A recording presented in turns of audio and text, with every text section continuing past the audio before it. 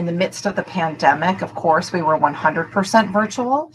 We certainly do have some business partners that were very eager to get back to the face-to-face interviews. And so we are certainly accommodating that. We've worked with our environmental health and safety partners to ensure we've got the right protocols in place. So where business partners do want to bring talent in and talent is comfortable doing that, we are doing it. I see. And I want to just hear about the equality and agility aspects, which I thought were very fascinating. You know, how does it affect those aspects of the game? So yes, we started back in 2 years ago immediately also to investigate and ask our clients, hundreds of different companies, how they deal with working on remote. And beginning of last year, when we had the hope that the pandemic is over the summer, we started to publish our research on the hybrid, on what's the next normal. And it's a series of 10 different approaches on what does it mean for leadership, what does it mean for organization design, what does it mean for motivation. So all the different aspects that are important and that are impacted by hybrid. And as Amran just said, there are the two things that are there are a couple of misconceptions about what this hybrid work and back to the office means. And the one is, I hear people saying, it's not fair that Thomas can be on remote. I have to go to the office because of my job. And I think that in the future will be an issue for companies to manage this inequality of the ones can be flexible and the others not. And yes, it's a topic, but on the other side, and perhaps it's not politically correct, but treating everybody equally is not fair either. So we had unfairness in companies before. The ones had cars, the others not. The ones had open space and the others not, and the private office and so on. So there will be more flexibility for the one and less flexibility for the other. But what I see now is that the first companies really start to think about their processes internally.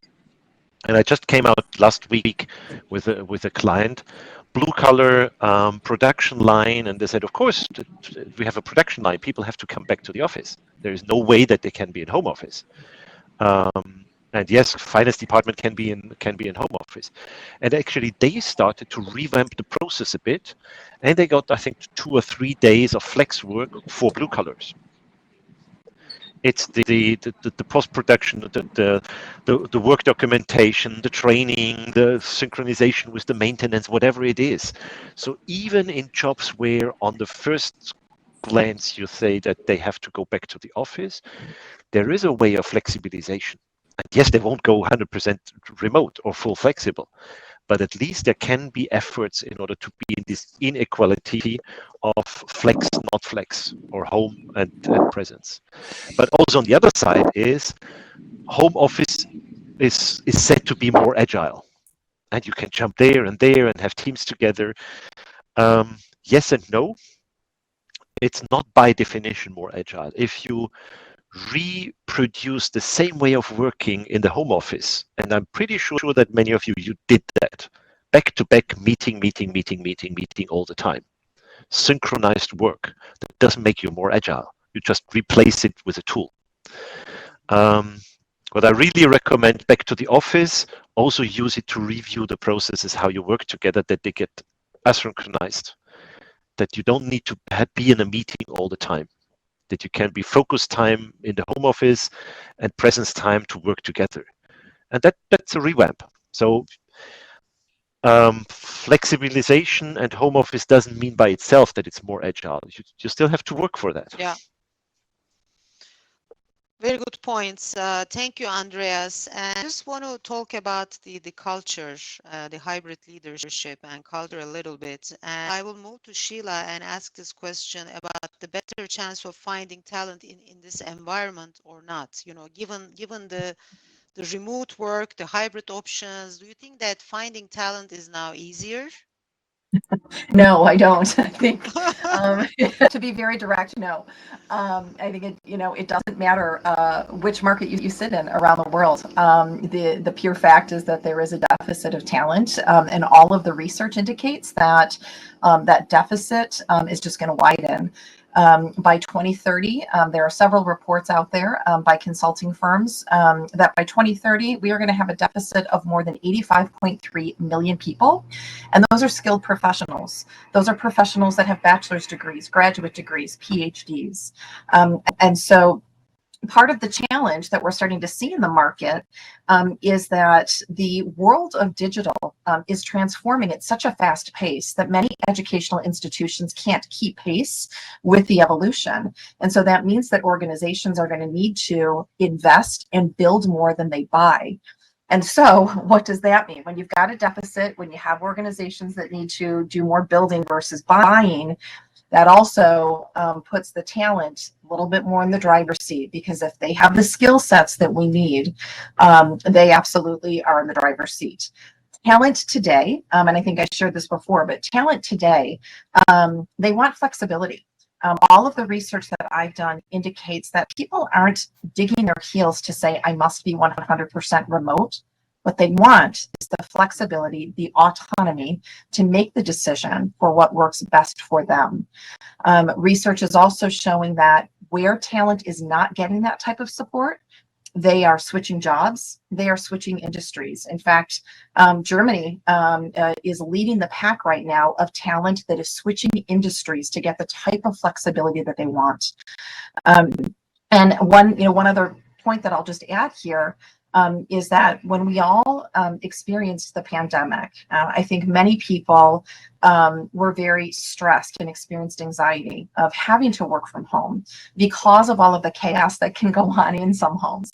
Not everybody has a home office. Some people have small children, animals in the background, barking, doorbells ringing. And what happened over time is that people adapted and they realized that this type of work arrangement allows them more flexibility to manage work and life. And as a result, that's what they want. So I do think my prediction is that organizations that are not embracing the flexible model, and I would call it a flexible model, are absolutely going to have a more difficult time attracting the best and the brightest for the future. It's very true. I mean, we see a lot of interesting announcements coming out of big companies, calling back everybody to work, and there's a lot of conversations around those calls, right? So, Andreas, back to you about the motives, because the whole assessment, the personal assessment, the scan up Pawlik assessment gives us some indications on the personal motives. And in the hybrid work, what do you observe, in terms of those motives of power, performance, relationships? The home office is not made for everybody. Some people only from the circumstances, it's more difficult to work at home and they want to go back to the office. But it's also dependent on your character, on what you prefer. And you all know that people have personal motives and are motivated by different things. There's this classical spread between power motivation, people who want to have an impact, leave their signature, drive people or lead people, then the performance driven people who really want to be the first one to solve a difficult thing, or people motivated, relationship motivated people. And they of course get their energy out of being with people and connecting. And depending on how you tick, what gives you energy, you have different aspects of home office and going back to the office. And when you take the power motivated people, they love home office because they can decide on their own when they work, and nobody's telling them anything, and that helps for them. They love autonomy, they love independence, and that's why they say, for me, this flexibility and this ability to take decisions is great, but at the same time they want to go back to the office because they need the audience. Power motivated people love it to be in front of people, and people like them and ask them questions, and they can teach them, and spontaneously they get random questions at the coffee machine and so on, and they feel important by that. And that's a bit the difficulty being in the home office. This random communication and this visibility is not there. So The same person on the one side wants to go to the home office and at the same time wants to go to the office. For performance motivated people, they are perhaps the best ones in the home office. They like to focus on one thing. Finally, I can work. Finally, nobody is disturbing me. You know this from yourself. All the different people passing by your desk and asking you questions. It's like, come on, leave me alone. I want to focus. I want to deep dive into a topic. For them, the only thing that they miss from being in the same room is this sports aspect. You all know that when people do this competition, they get better. So when people swim and see the other one is swimming a little bit faster, they give the little bit more energy. And performance motivated people in the same office, they see somebody doing a closure with a client or is faster with something, and that's what gives them energy. So that's a bit in this aspect what they're missing. And of course, people motivated people, for them it's the most difficult to be not be able to touch people in a way. One-on-ones is fine, that you can do on Zoom or Teams or whatever, but being with many people and chit-chatting and having a conversation, doing a brainstorm together, and making the most of their strength, which is empathy, is the most difficult for them. So when you set up your remote or flexible or new normal culture, think about also the kind of people you have and what do you need the office for. What kind of interactions do you want in the office? And perhaps the last one, there's one motive that it's not yet that much investigated, which is independence. And that's a bit back to Elon Musk. The independence motive is the artists, the freelancers, the creative industry, and so on. They don't want that somebody tells them that they have to go back 40 hours per week in the office. This rule doesn't work for them. And therefore, the argument that we need to come back to the office to be creative is contradictory, because you won't get the creative people back to the office by that. They will resign, and they won't hire. They won't say yes. So to get creative people, this 40 hours per week is complete nonsense. Sorry. Yeah. No, I mean, very, very good points. Yeah, sometimes, good news, bad news doesn't matter. Bring me the news, right? Provocative. Yep.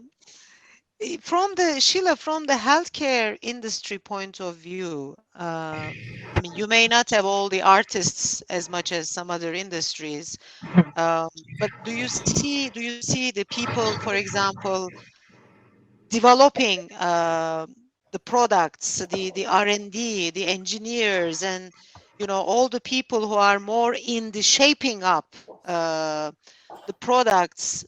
Do you feel they are better off being in the office? How do they feel? I mean, what are the differences between functions and even age groups, generations? Because I think we are seeing trends. Today we have 4 different generations in the workforce, and they are drastically different. When you take a look at the difference between a baby boomer and Gen Z, they are night and day.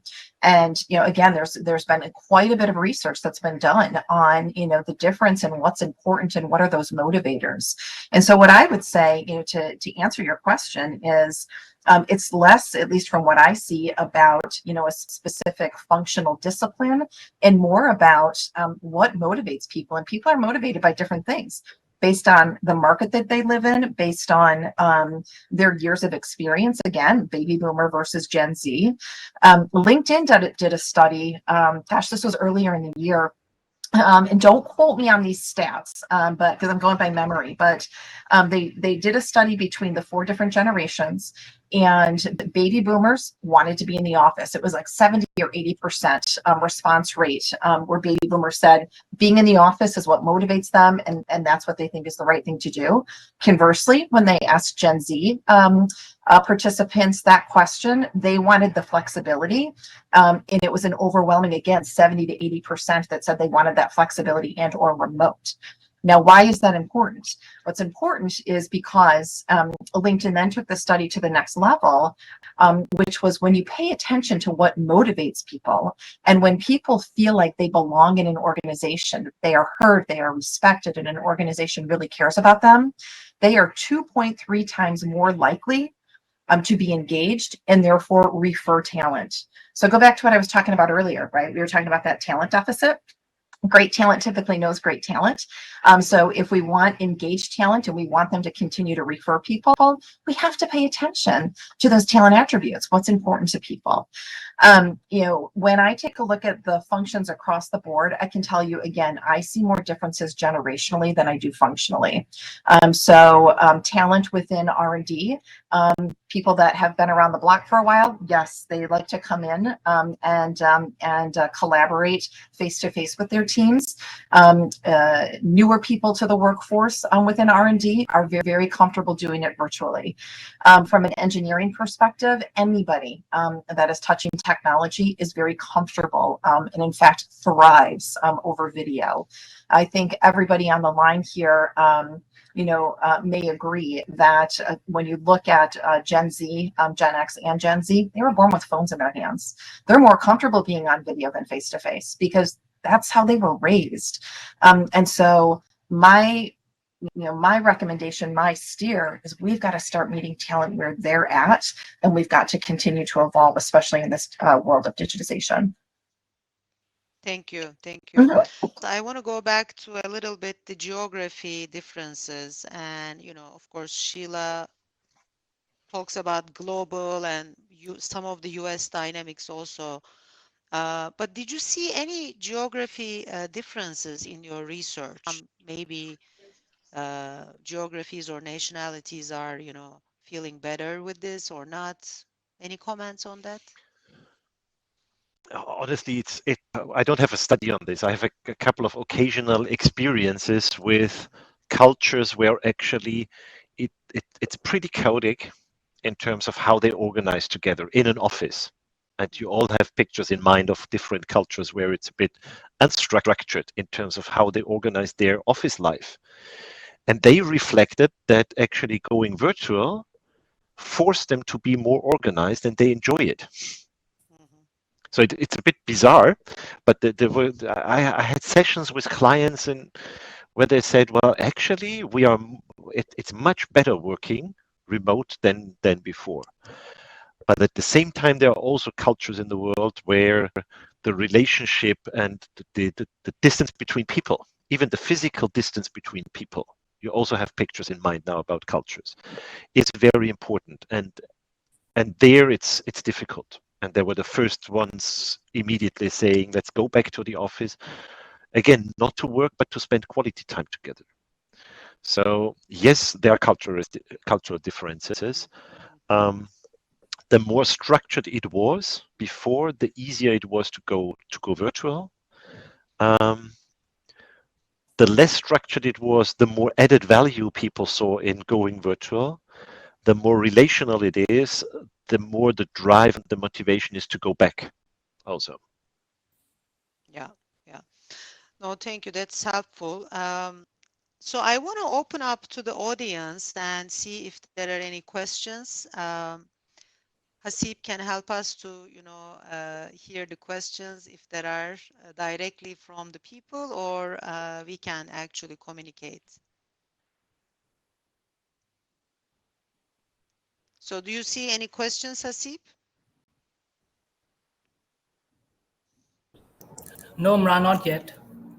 You could raise your hand or just write in the chat box, and then we can take it from there. Okay. Meanwhile, I want to ask one more question to both of our panelists today. So one recommendation to the people, participants listening, what really helps this new environment to succeed from the company performance point of view, but also the employee satisfaction point of view? What will be your recommendation? Sheila? There we go. Sorry, I was trying to get off mute. My recommendation is I'm really big, Umran, on talent attribute research. understanding what's important to talent, and meeting them where they're at. And of course, all organizations must stay true to who they are as an organization. And clearly, there is a key driver toward delivering results, for the business. But when talent, as I had said before, when talent feels like they belong, they feel like their voice is heard, they perform most typically at higher levels because they are more engaged. And when you have a highly engaged workforce, you naturally have higher results for the business. So my recommendation really is to listen, ask the questions, pay attention to what's important to talent. And it's not just about from an external recruitment perspective. Organizations spend so much time working so hard to recruit amazing talent. And once they're in the door, they forget to re-recruit them. So my advice to all of you is don't forget to re-recruit your current employees. Have those check-ins, ask them what motivates and inspires them. Some organizations call them stay interviews. I call them, we should always be re-recruiting that great talent that we worked so hard to bring in the first place. So that would be what I would leave you with. Definitely, I would remember that. That's yeah, the exit interviews, stay interviews, and re-recruitment, right? Re-recruitment. Okay. Andreas, what is your one recommendation based on It's the hard. I can't research and give your only one, experiences? but I want to reiterate what Sheila just said Okay, is two. retention will be a key thing in the future because, as Sheila said, we are looking for 85 million people. So it's not only getting good people, but also keeping them. And that being on remote, the retention will be, you will have to find new ways to do that. And that is how you develop them, how you invest in people, how close you are, how can you lead them empathetic wise. That will be a huge challenge in the future. And I've seen that just this morning. I had a client who said, well, they made a survey, and the first result is that the biggest turnover now is with people who joined the last 2 years during the pandemic because they didn't get the same glue, the cultural glue, being on remote. And that's a huge challenge. And my second recommendation is be pragmatic. Don't write things down now. It's too early. We just don't know all the answers. Is test out, be pragmatic, play around with it, and then see what works, and only then write it down. I'm from Germany. In Germany, everything is written down in processes and books and so on. I think it's just too early for that. We can't anticipate yet already what is the best collective agreement for the entire group and so on. It's like, come on, let's test. It's a new chapter. And I find this exciting. Yeah. That's like the whole innovation process, right? Test, fail, learn, and test again. So And the I think Germans the whole usually space write of things human down and then they start testing, but it's can say that I'm here. So. okay. Yeah. I mean, I am in Germany for a very short while, so I don't want to make any comments here. Okay. Any questions from the participants? Just checking one more time. And meanwhile, I think we couldn't get back Rebecca, I believe. So, but that's an opportunity with these type of platforms. Sometimes, we are testing new things, Andreas, you see, and sometimes, It's just we may have our pragmatic. own. That happens. Yes, So okay. that happens. Yes, Hey, Sheila absolutely. and So we Andreas, I have have our guru of summarizing our panels, and I will invite Jerry actually for a Looks like there's a question that came in full-fledged from the summary of what we have participants heard, in the and chat. maybe you Apparently have there is a question. Question from the chat. some points also from Yeah, your I had a question experience. before Actually, I see a question there. Let me see before. Oh, there are questions actually. Now I see one question. Just let me do that first. How do you convince an employer to be flexible with Hey, the Umran, you're cutting in and out. work Umran. from home Yep. model? Umran's cutting in and out. I can read it here. Umran, you're cutting in and out. So I Think The question is, how do you this convince an employer to be flexible with a work from home model? individual is saying it was a challenge when I was I living in think Texas, you have to mute where Amrad. they Come wanted on. everyone at the office. So how do we come?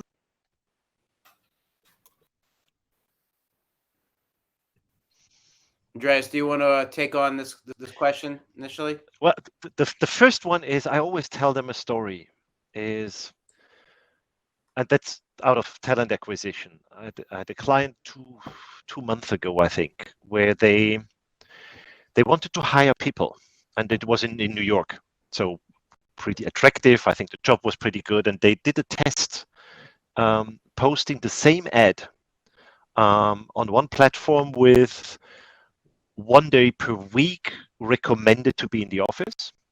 What did he add? And the other one didn't mention anything about the office. On the one where there was 1 day, just 1 day in the office, they didn't have one single applicant. And on the other, more than 100. So it's not that the company chooses how to do this. It's the talents who choose it. And that's always my starting point. There are millions of statistics that people didn't stop working when they were at home. So we all know now after 2 years or 2.5 years that people are even more effective being at home and working from home. They don't sit on their motor tractor and do their homework all the time. Right. Because after 2 hours it's done and then they start working. Right. Can I ask a question? And I just wondered, Andreas and Sheila, to what degree are in need for particular attention for career starters, people starting out their career? We all remember when we were 22 and how important it was to be in the office. Yeah, I mean, I'll jump in. Just from one of the teams I lead is university recruitment. And again, I think what we're seeing is this younger generation wants the flexibility. They're very comfortable on technology. Now, what I would say, and I think Andreas mentioned this earlier as well, when you think about the relationships, the learning, as well as the performance, that FaceTime is important. And I think that early joiners, or the university hires as an example, most of them get that, but they don't want to be in the office 5 days a week. My perspective on that is I don't think they need to be in the office 5 days a week. It truly is how you go about structuring the work environment to ensure that they have good people managers, right? There's development in place, and it's a balance. But it is about, instead of telling somebody, most people don't appreciate being told what to do. It's about providing that flexibility with guardrails. Andreas, anything on your side? I think we overestimate or we underestimate the ability of younger people to also socialize over social media.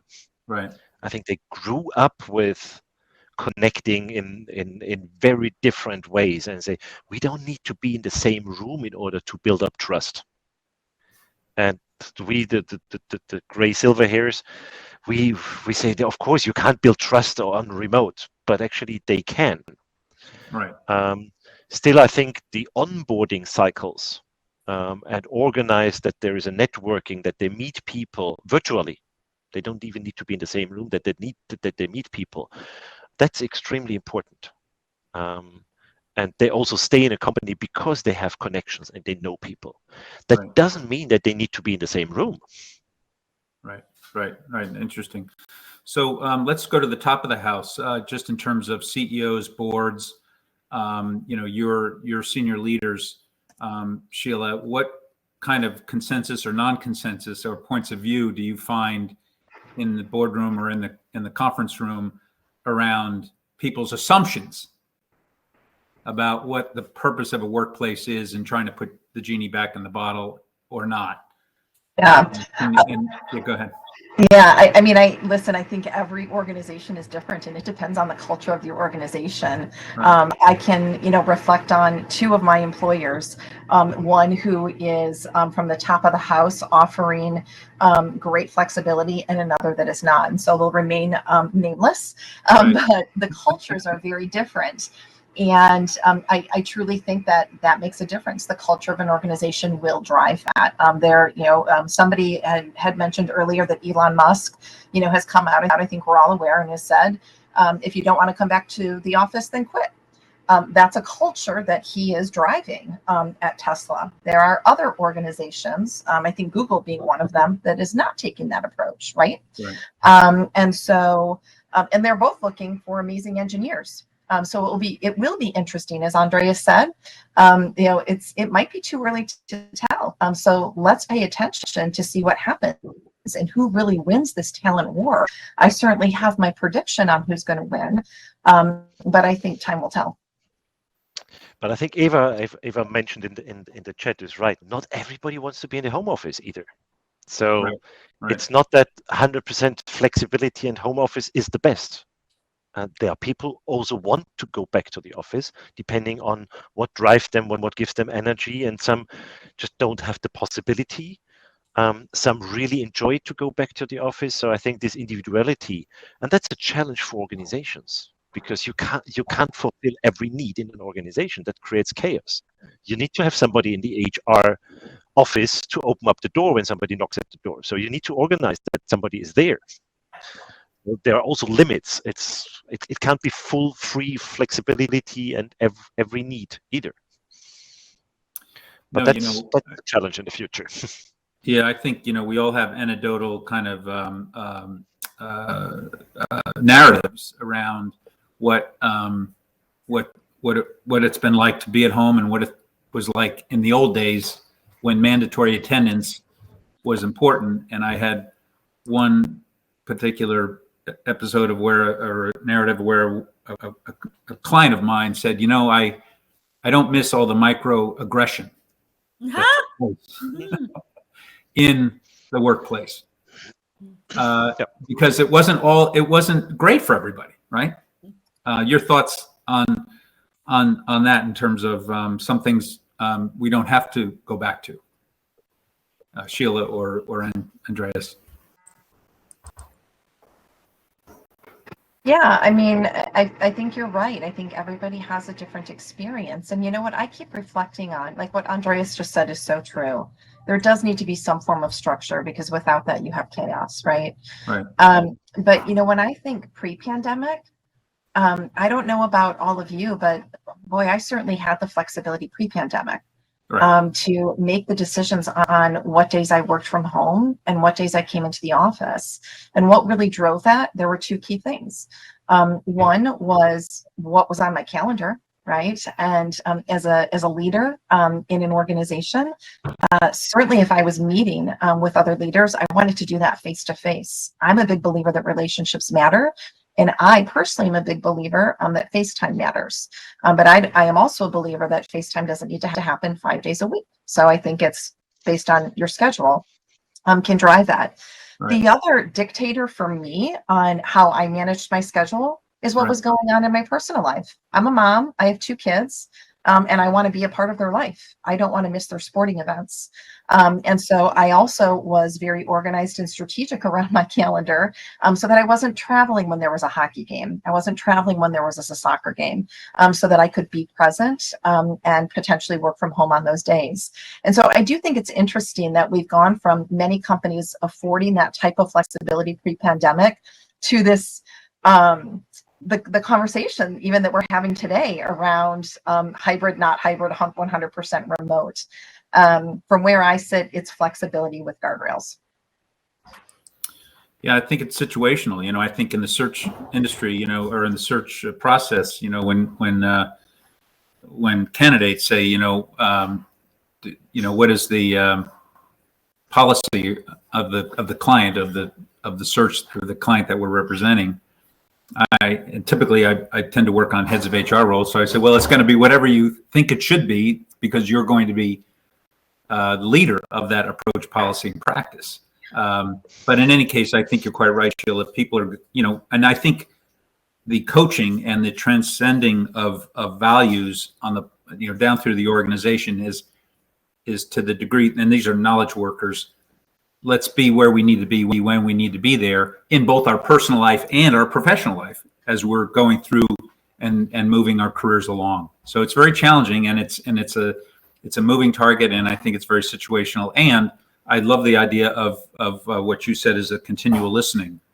I think it was Andreas or Sheila mentioning that it's not going to be, okay, here it's baked in. Like pre-December 2019, it was pretty baked in terms of what success looked like. There was this certain, in my experience throughout my career, a certain what I call martyrism of effort, right? Where somebody would walk around, hey, I turned the lights on this morning at 6:30, because that was a big part of contribution and performance. Just the showing up. That's not a question. I'm just throwing it out there again to the group and to Andreas or Sheila.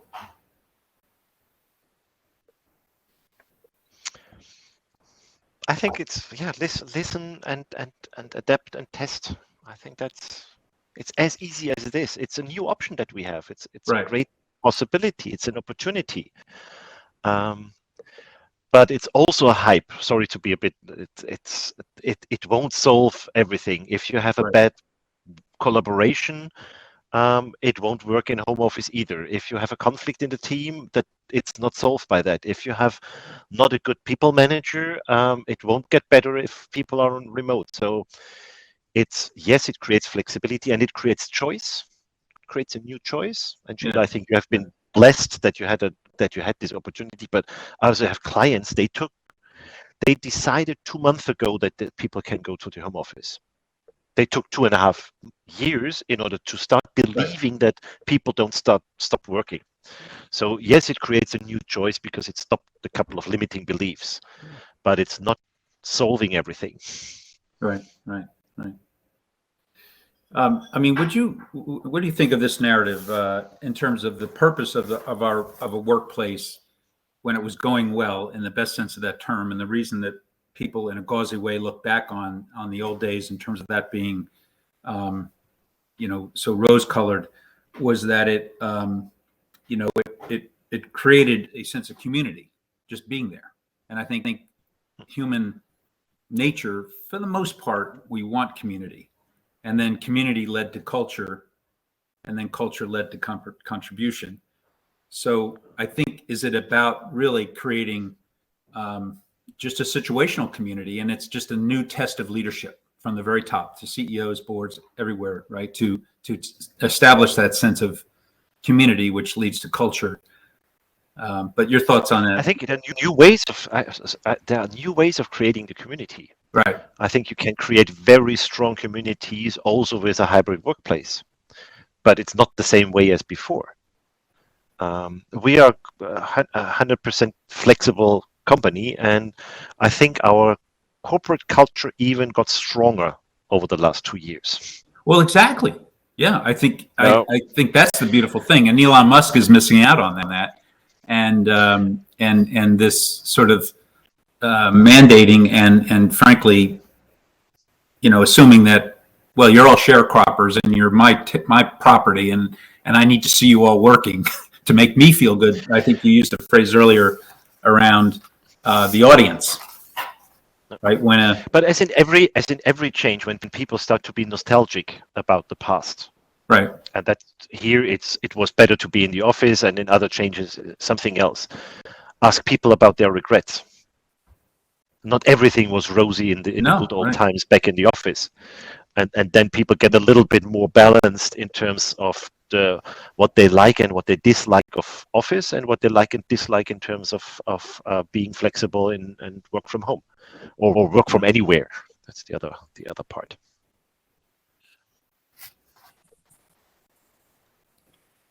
Sheila, any other your thoughts on along those lines?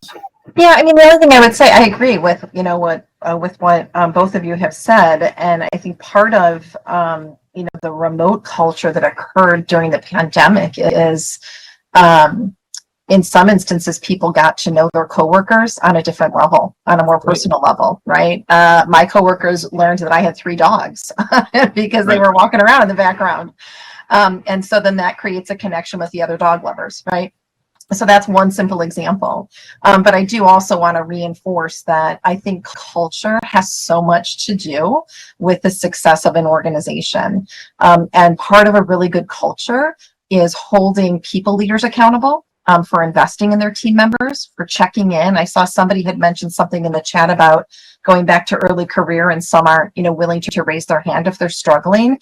And that's a fact. Some aren't. And guess what? Some really experienced people aren't comfortable raising their hands either. And that's why it's incumbent upon leaders to make sure that from an assessment perspective, they're putting the right people in these roles to be people leaders. That is a privilege to be a people leader. And not all people leaders understand that. And so it is incumbent upon leaders to make sure they are paying attention so that we are investing in our people, coaching and guiding, and managing performance appropriately so the organization can thrive. Right. No, I know it. I think culture is king. We all know what the circle, right, is. Culture drives performance of an enterprise, and leadership drives culture. And I think I think it requires the voice of the CEO continually to listen, and in these new times, in this new age. There's an old adage, people join great companies and leave bad bosses, and all retention is local. And so I think getting from the mailroom all the way up through an enterprise to the boardroom, that dynamic between supervisor, manager, and subordinate, supervisor and subordinate is a tenuous one, and it's got to work. Just a little anecdote on my part, just on the flip side of that client who said she didn't miss the microaggressions that took place. I have a search with a professional services organization. This is a little storytelling, but we've been having a hard time filling this search, and so we found a fantastic candidate in Washington, D.C. And so what's this professional services firm going to do? I'm sorry, I buried the lead. They are going to, this particular individual was not interested in joining my client because we didn't have a Washington, D.C. office. So what's the client going to do? They're going to build a Washington, D.C. office around this talent so that she has a place to go, because she's got 3 kids at home and is not keen, doesn't like the home office thing. So that's the flip side of where an individual was going to not pursue an opportunity, and the client has met the talent. All very good. Well, we're coming up on the last few minutes. Are there any? I just have a couple of closing remarks and to thank everybody, and Sheila and Andreas, just fantastic anecdotes and contribution. Any other questions from the group? Steve, am I doing a good job of looking at the chats and making sure everybody, since I've sort of taken over the mic here? I mean, I am coming and going, Jerry, but Oh. I see you running the show, so I'm not, changing it. So please, Okay. you are doing great. Good. Well, I just, want to close by saying thank you to everybody for joining. Just such a provocative time that we're living in. And, I'm a big history guy, and one of my favorite historians is an American historian named Barbara Tuchman, and she wrote a fabulous book, 20 years ago, called The March of Folly. And it's really a book about the paradox of where governments and leaders pursue policies that are actually contrary to their own interests. And I think today, and these are four particular episodes in human history, the Trojans, decision to invite the horse into their city, and the failure of the Renaissance popes to properly address the Protestant Reformation. George III in England's policies relative to the American desire for independence, and then finally America's policies over 20, 30 years in Vietnam, and how America lost its soul there. But in any case, there's a very prominent, executive bank CEO who dismantled his headquarters on Park Avenue. I mean, it was about a 30-story building, and it then was dismantled, and now he's building the third tallest building in Manhattan, and he wants it filled. And it's one of the top 4 or 5 banks in our country. And so we'll see how that works out in terms of his mandating and having his point of view of what that old paradigm and that old construct was about. And we'll see how that works out, and how it works out for Elon Musk, and then how it works out for a new generation in a new time. And we are on the cusp of a completely new, they're big mega forces in history that rock society, and this is a big moment in business history. Of course, in the U.S. we had the Great Depression, and we had World War II, and things are never the same after, and you don't go back. It's just very transformational. So I want to thank everybody. I think we're just right on time here, and I really appreciate this. And we run these every around about 2 or 3 a year. Every quarter. We try every quarter, but that's kind of the way. But thank you again to everybody joining. Sheila, Andreas, great conversation. And we would like to stay in touch and take it to the next level in this new environment. Thank you.